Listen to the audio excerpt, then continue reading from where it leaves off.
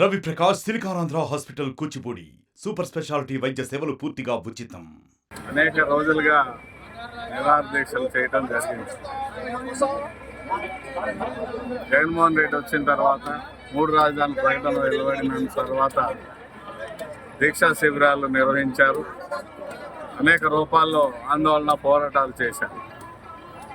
ఆ పోరాటాలన్నీ ఒక కొలిక్కొచ్చి మరి ఈరోజు అమరావతి కళ సాకారం అవుతుంది.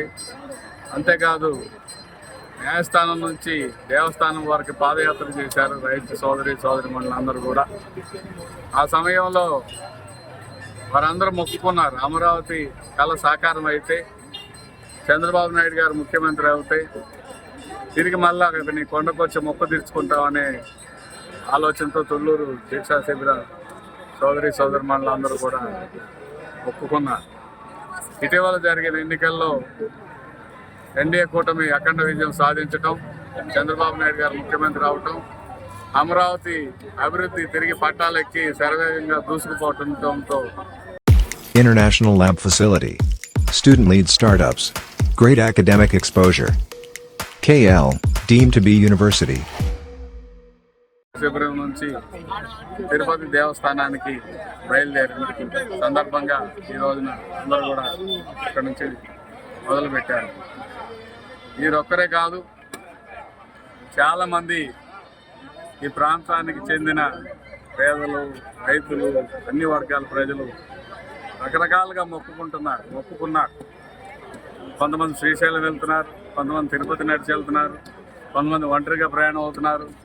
ఇటీవల కాలంలో కనకదుర్గమ్మకి పొంగళ్ళు పెడుతూ విజయవాడ దాకా దుర్గా టెంపుల్ దాకా నడిచి వెళ్ళారు. అంతేకాదు కొంతమంది గుణదల మేరీ మాతకు కూడా మొక్కులు చెల్లించుకున్నారు. Research-based education, SAP, PEGA certifications, entrepreneurship. KL, deemed to be University.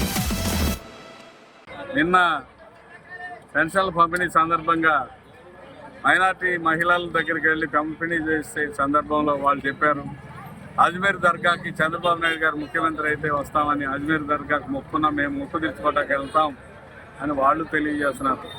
వీరు అని లేదు, వారని లేదు, ఈ మతం అని లేదు, ఆ మతం అని లేదు. కొంతమంది వెంకటేశ్వర స్వామి అనంతవరం గుడిలో మొక్కున్నారు.